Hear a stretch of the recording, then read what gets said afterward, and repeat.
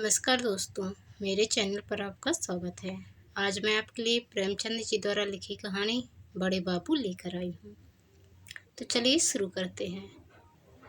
365 दिन, कई घंटे और कई मिनट की लगातार और अनथक दौड़ धूप के बाद मैं आखिर अपनी मंजिल पर धड़ से पहुँच गया। बड़े बाबू के दर्शन हो गए। मिट्टी के गोले ने आग के गोले का चक्कर पूरा कर लिया।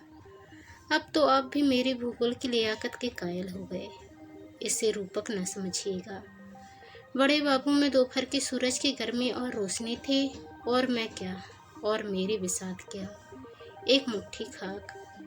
बड़े बाबू मुझे देखकर मुस्कुराए। हाय, यह बड़े लोगों की मुस्कुराहट। मेरा अधमरा सा शरीर कांपने लगा।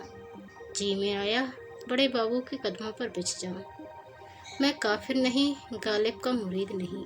जन्नत के होने पर मुझे पूरा यकीन है, उतना ही पूरा जितना अपने अंधेरे घर पर।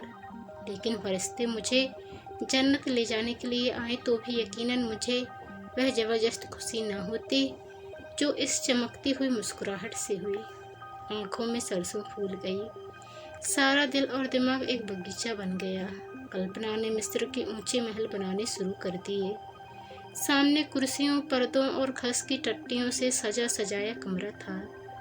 दरवाजे पर उम्मीदवारों की भीड़ लगी हुई थी, और इजानिब एक कुर्सी पर शान से बैठे हुए सबको उसका हिस्सा देने वाले खुदा के दुनियावी फर्ज अदा कर रहे थे। नज़र मियाज का तूफान बरपा था, और मैं किसी तरफ आंख उठाकर न देखता था कि जैसे मुझे किसी ने कुछ लेना देना नहीं। अचानक एक शेर जैसी गरज ने मेरे बनते हुए महल में एक भूचाल सला दिया। क्या काम है? हाय रे ये भोलापन!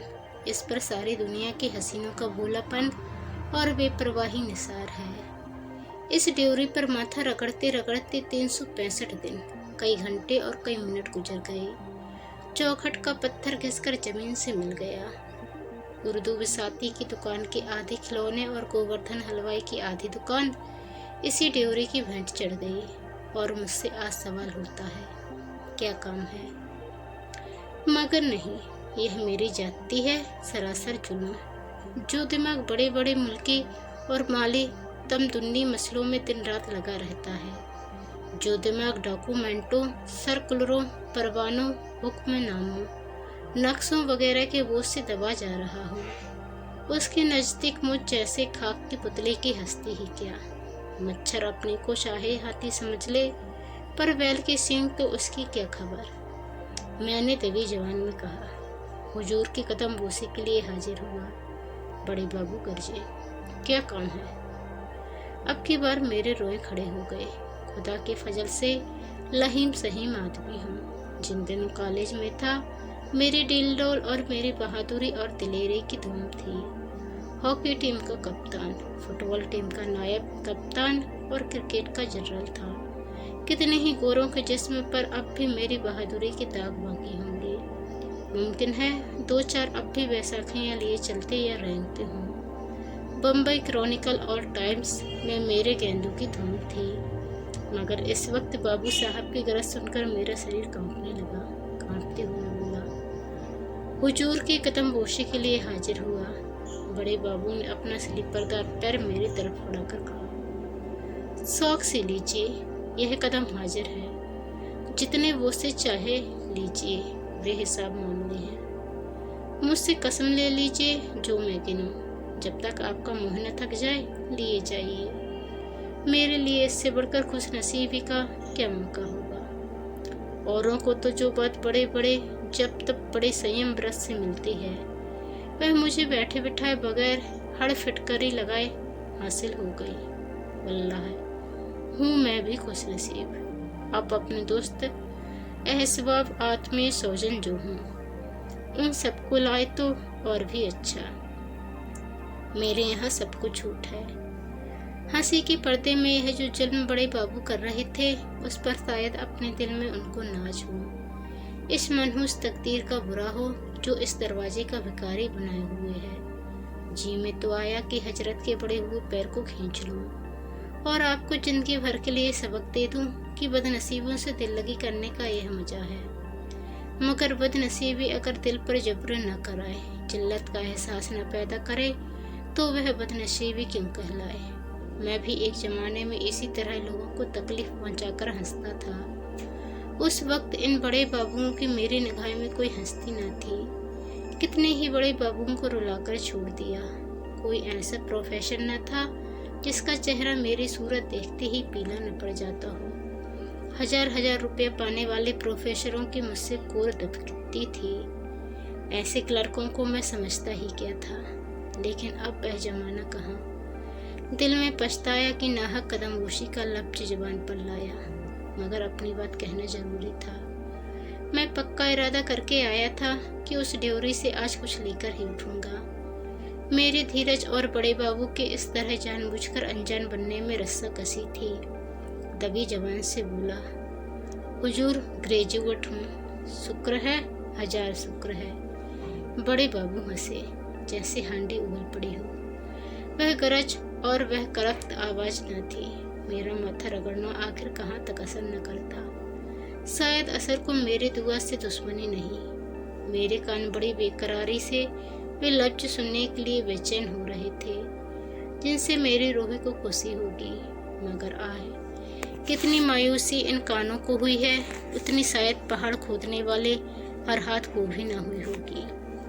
वह मुस्कुराहट न थी, मेरी तकदीर की हंसी थी।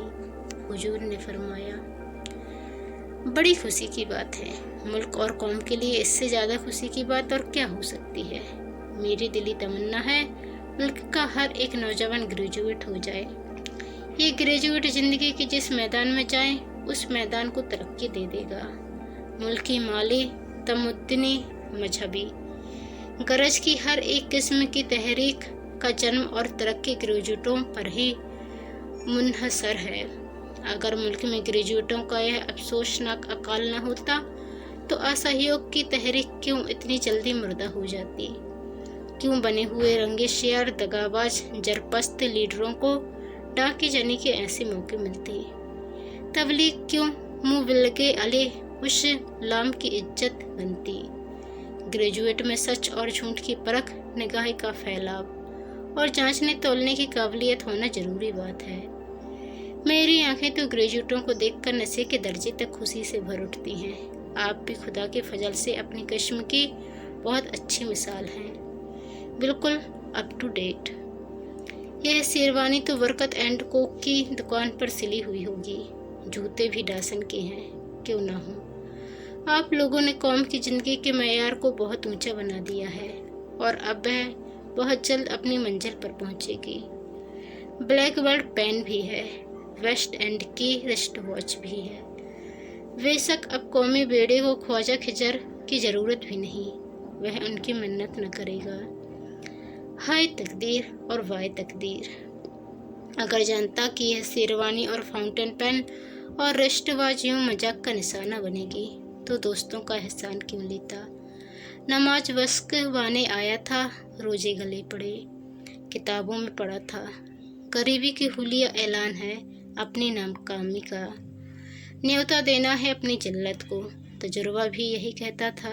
चीथड़े लगाए हुए भिखमंगों को कितनी बेदर्दी से दुत्कारता हूँ, लेकिन जब कोई हजरत सूफी साफी बने हुए लंबे लंबे बाल कंधों पर बिखेरे, सुनहरा अमामा सर पर बांका तिरछा सान से बांधे, संदली रंग का नीचा कुर्ता पहने कमरे में आ पहुँचते हैं, तो मजबूर होकर उनकी इज्जत करनी पड़ती है। और उनकी पाकीज़गी के बारे में हजारों सुबह पैदा होने पर भी छोटी छोटी रकम जो उनकी नज़र की जाती है, वह एक दर्जन भिखारियों को अच्छा खाना खिलाने के सामान इकट्ठा कर देती। पुरानी मसल है, भैंस से ही भीख मिलती है, पर आज यह बात गलत साबित हो गई। अब बीवी साहिबा की वह तंबीह याद आई जो उसने चलते वक्त दी थी। क्यों बेकार अपनी बेइज्जती कराने जा रही हो। वह साफ समझेंगे कि यह मांगे जांचे का ठांठ है। ऐसे रईस होते तो मेरे दरवाजे पर आती क्यों। उस वक्त मैंने इस तंबीह को बीवी की कम निगाह और उसका गंवारपन समझा था, पर अब मालूम हुआ कि गंवारने भी कभी कभी सूझ की बातें कहते हैं। मगर अब पछताना बेकार है। मैंने आजीजी से कहा, हुजूर कहीं मेरी भी परवरिश फरमाए। बड़े बाबू ने मेरी तरफ इस अंदाज से देखा जैसे मैं किसी दूसरी दुनिया का कोई जानवर हूँ, और बहुत दिलासा देने के लहजे में बोले, आपकी परवरिश खुदा करेगा, वही सबका रज्जाक है। दुनिया जब से शुरू हुई तब से तमाम शायर, हकीम और औलिया यही सिखाते आए हैं कि खुदा पर भरोसा रख, और हम हैं कि उनकी हिदायत को भूल जाते हैं। लेकिन खैर, मैं आपको नेक सलाह देने में कंजूसी न करूँगा।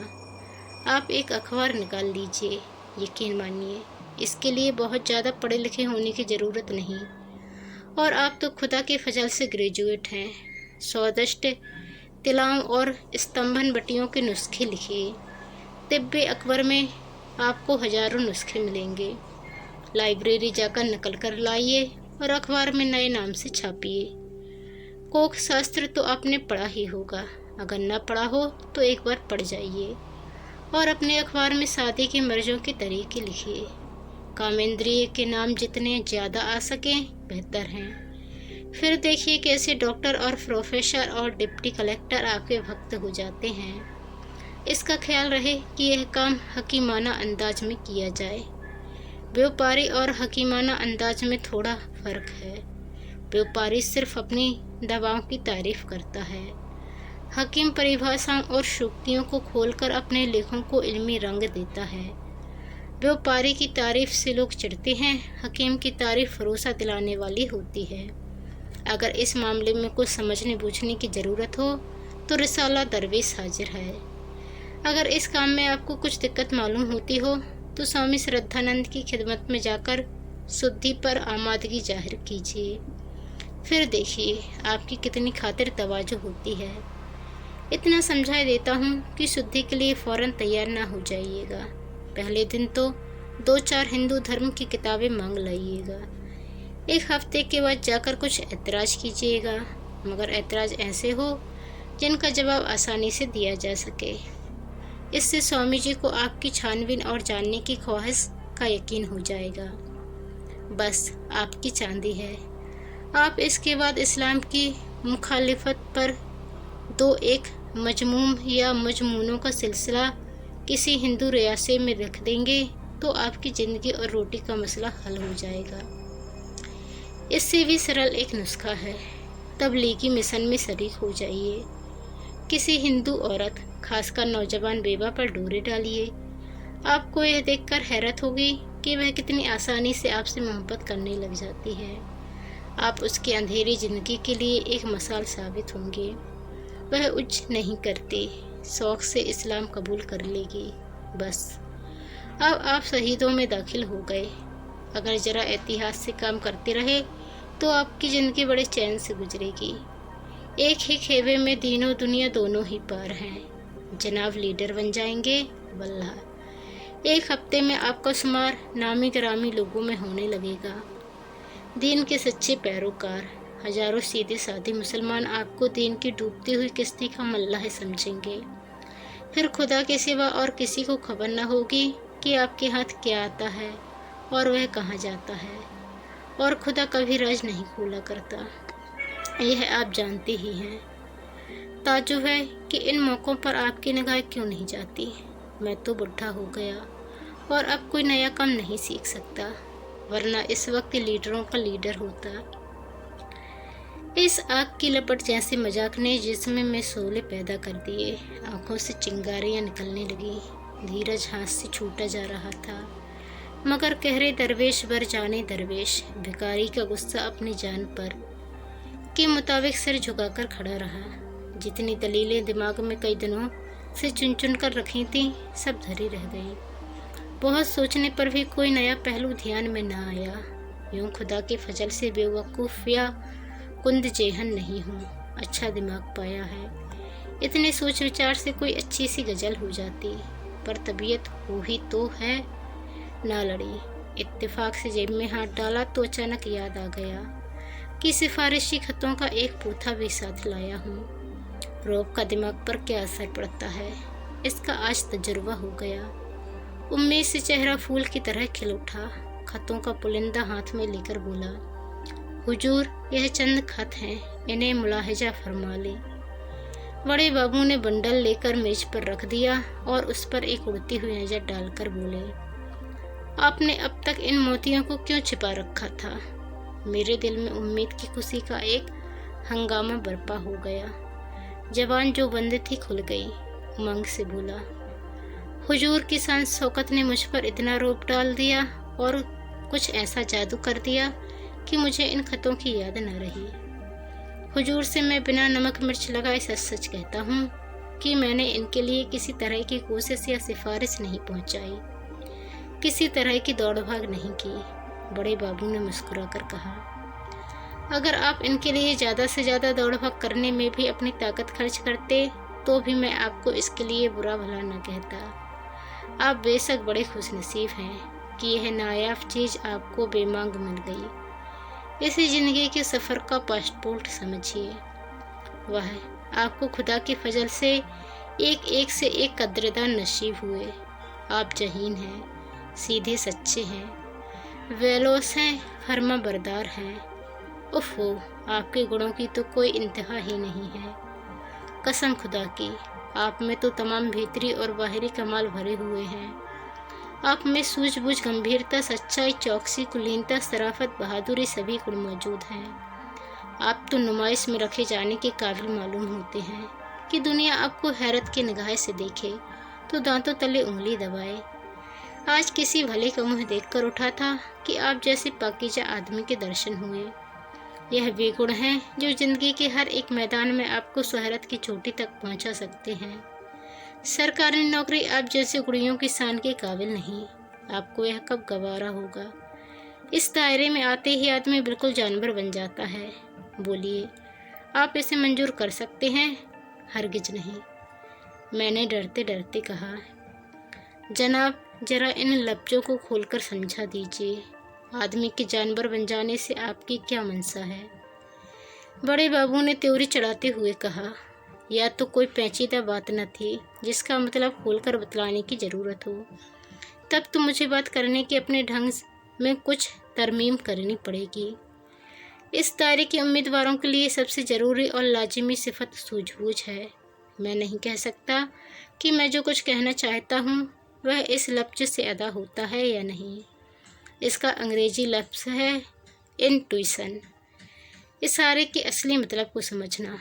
मसलन अगर सरकार बहादुर यानी हाकिम जिला को शिकायत हो कि आपके इलाके में इनकम टैक्स कम वसूल होता है, तो आपका फ़र्ज़ है कि उसमें अंधाधुंध इजाफा करें, आमदनी की परवाह न करें। आमदनी का बढ़ना आपकी सूझबूझ पर मुनहसर है। एक हल्की सी धमकी कम कर जाएगी और इनकम टैक्स दुगना तिगुना हो जाएगा। यकीनन आपको इस तरह अपना ज़मीर, अंतःकरण बेचना गवारा ना होगा। मैंने समझ लिया कि मेरा इम्तिहान हो रहा है।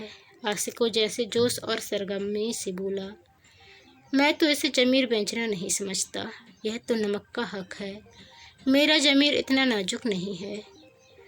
बड़े बाबू ने मेरी तरफ कद्रदानी की निगाह से देखकर कहा, शाबाश, मुझे तुमसे ऐसे ही जवाब की उम्मीद थी। आप मुझे होनहार मालूम होते हैं, लेकिन शायद यह दूसरी शर्त आपको मंजूर ना हो। इस दायरे के मुरीदों के लिए दूसरी शर्त यह है कि वह अपने को भूल जाएं। कुछ आया आपकी समझ में? मैंने दबी जबान में कहा, जनाब को तकलीफ़ तो होगी, मगर ज़रा फिर इसको खोलकर बतला दीजिए। बड़े बाबू ने त्योरियों पर बल देते हुए कहा, जनाब, यह बार बार का समझाना मुझे बुरा मालूम होता है। मैं इससे ज़्यादा आसान तरीके पर ख्यालों को जाहिर नहीं कर सकता। अपने को भूल जाना बहुत ही आम मुहावरा है। अपनी खुदी को मिटा देना, अपनी शख्सियत को फना कर देना, अपनी पर्सनालिटी को ख़त्म कर देना। आपकी वजह कजा से, आपके बोलने बात करने के ढंग से, आपके तौर तरीक़ों से आपकी हिंदियत मिट जानी चाहिए। आपके मजहबी, अखलाकी और मुद्दूनी असरों का बिल्कुल गायब हो जाना ज़रूर है। मुझे आपके चेहरे से मालूम हो रहा है कि इस समझाने पर भी आप मेरा मतलब नहीं समझ सके। सुनिए, आप गालिबन मुसलमान हैं। शायद आप अपने अक़ीदों में बहुत पक्के भी हों। आप नमाज और रोज़े के पाबंद हैं। मैंने फ़क्र से कहा, मैं इन चीज़ों का उतना ही पाबंद हूँ जितना कोई मौलवी हो सकता है। मेरी कोई नमाज कज़ा नहीं हुई, सिवाय उन वक्तों के जब मैं बीमार था। बड़े बाबू ने मुस्कुराकर कहा, यह तो आपके अच्छे अखलाक ही कह देते हैं, मगर इस दायरे में आकर आपको अपने अकीदे और अमल में बहुत कुछ काट छाँट करनी पड़ेगी। यहाँ आपका मजहब मजहबियत का जामा अख्तियार करेगा। आप भूलकर भी अपनी पेशानी को किसी सिजदे में ना झुकाएं, कोई बात नहीं। आप भूलकर भी ज़कात के झगड़े में ना फूसें, कोई बात नहीं। लेकिन आपको अपने मजहब के नाम पर फरियाद करने के लिए हमेशा आगे रहना और दूसरों को आमादा करना होगा। अगर आपके ज़िले में 2 डिप्टी कलेक्टर हिंदू हैं और मुसलमान सिर्फ 1, तो आपका फ़र्ज होगा कि हिज एक्सीलेंसी गवर्नर की खिदमत में एक डेपुटेशन भेजने के लिए कौम के रईसों में आमादा करें। अगर आपको मालूम हो कि किसी म्यूनसिपैलिटी में कयासियों को शहर से बाहर दुकान रखने की तजवीज़ पास कर दी है, तो आपका फ़र्ज होगा कि कौम के चौधरियों को उस म्यूनसिपैलिटी का सिर तोड़ने के लिए तहरीक करें। आपको सोते जागते उठते बैठते जात पात का राग अलापना चाहिए। मसलन इम्तिहान के नतीजों में अगर आपको मुसलमान विद्यार्थियों की संख्या मुनासिब से कम नजर आए, तो आपको फ़ौरन चांसलर के पास एक गुमनाम खत लिख भेजना होगा कि इस मामले में ज़रूर ही सख्ती से काम लिया गया है। यह सारी बातें उसी इंट्यूशन वाली शर्त के भीतर आ जाती हैं। आपको साफ साफ शब्दों में या इशारों में यह काम करने के लिए हिदायत न की जाएगी। सब कुछ आपकी सूझबूझ पर मुनहसर होगा। आप में यह जौहर होगा तो आप एक दिन ज़रूर ऊंचे ओहदे पर पहुंचेंगे। आपको जहां तक मुमकिन हो अंग्रेजी में लिखना और बोलना पड़ेगा। इसके बगैर हुक्काम आपसे खुश न होंगे, लेकिन कौमी जवान की हिमायत और प्रचार की सदा आपकी जवान से बराबर निकलती रहनी चाहिए।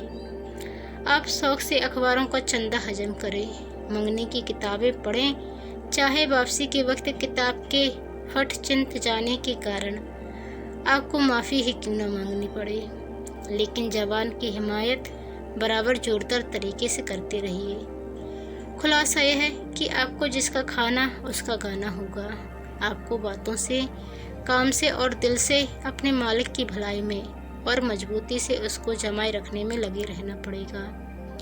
अगर आप यह ख्याल करते हों कि मालिक की खिदमत के जरिए कौम की खिदमत ही करूँगा, तो यह झूठ बात है, पागलपन है, हिमाकत है। आप मेरा मतलब समझ गए होंगे। फरमाइए, आप इस हद तक अपने को भूल सकते हैं? मुझे जवाब देने में ज़रा देर हुई। सच यह है कि मैं भी आदमी हूँ और 20वीं सदी का आदमी हूँ।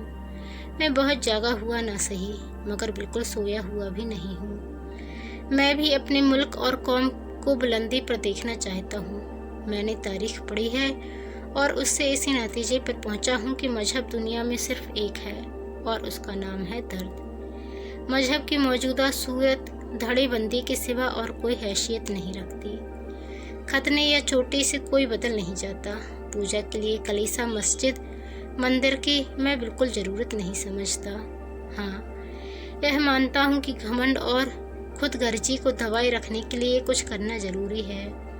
इसलिए नहीं कि उससे मुझे जन्नत मिलेगी या मेरी मुक्ति होगी, बल्कि सिर्फ इसलिए कि मुझे दूसरों के हक छीनने से नफरत होगी। मुझ में खुद ही का खासा जुज्ज मौजूद है। यूँ अपनी खुशी से कहिए तो आपको जूतियाँ सीधी करूँ, लेकिन हुकूमत की बर्दाश्त नहीं।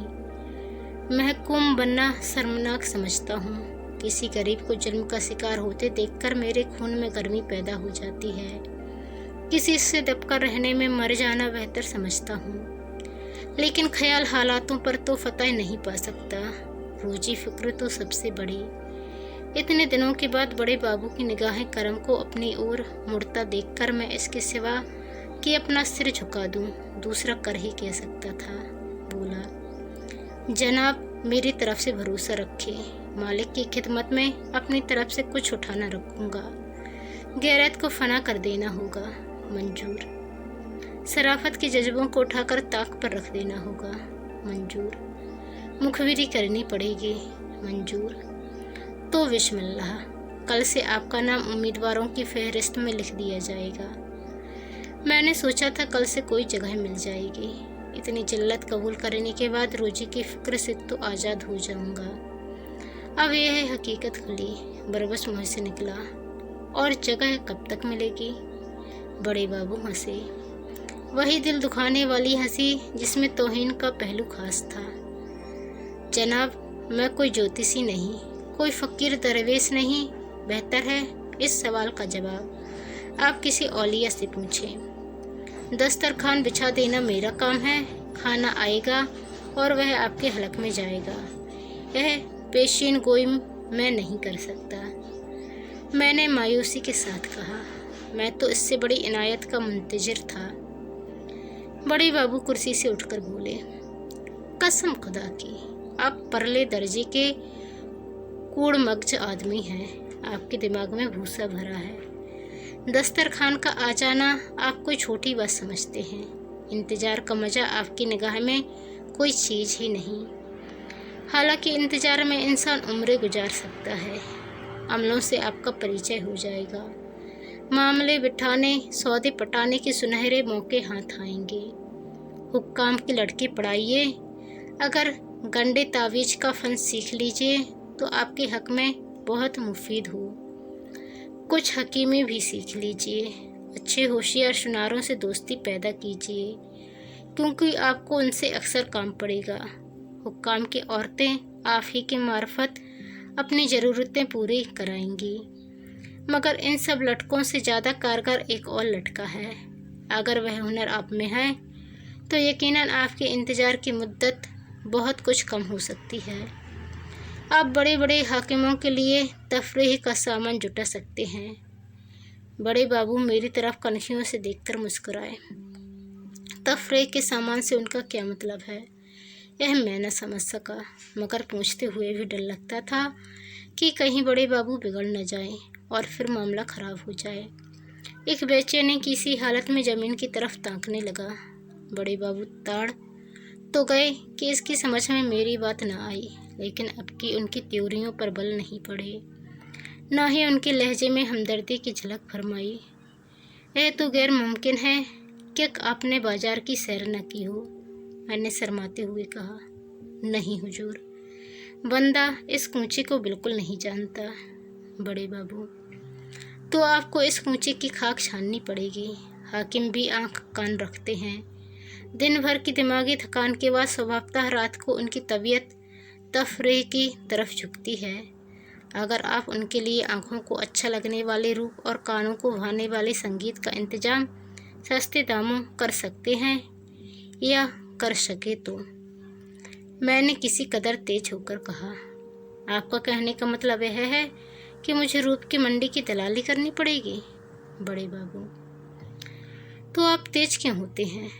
अगर अब तक इतनी छोटी सी बात आप नहीं समझे तो यह मेरा कसूर है कि आपकी अक्ल का? मेरे जिस्म में आग लग गई। जी में आया कि बड़े बाबू को जुस्तजू के 2-4 हाथ दिखाऊं, मगर घर की वेशरो सामानी का ख्याल आ गया। बीवी का इंतज़ार करती हुई आंखें और बच्चों की भूखी सूरतें याद आ गई। जिल्लत का एक दरिया हलक से नीचे ढकलते हुए बोला, जी नहीं, मैं तेज नहीं हुआ था। ऐसी बेअदबी मुझसे नहीं हो सकती। आंखों में आंसू भरकर, ज़रूरत ने मेरी गैरत को मिटा दिया है। आप मेरा नाम उम्मीदवारों में दर्ज कर दें। हालात मुझसे जो कुछ कराएंगे वह सब करूँगा और मरते दम तक आपका एहसानमंद रहूँगा। तो दोस्तों, ये कहानी आपको कैसी लगी कमेंट कर ज़रूर बताएं। चैनल पर नए आए हैं तो चैनल को सब्सक्राइब कर बेल आइकन को क्लिक कर लें। धन्यवाद। जय हिंद।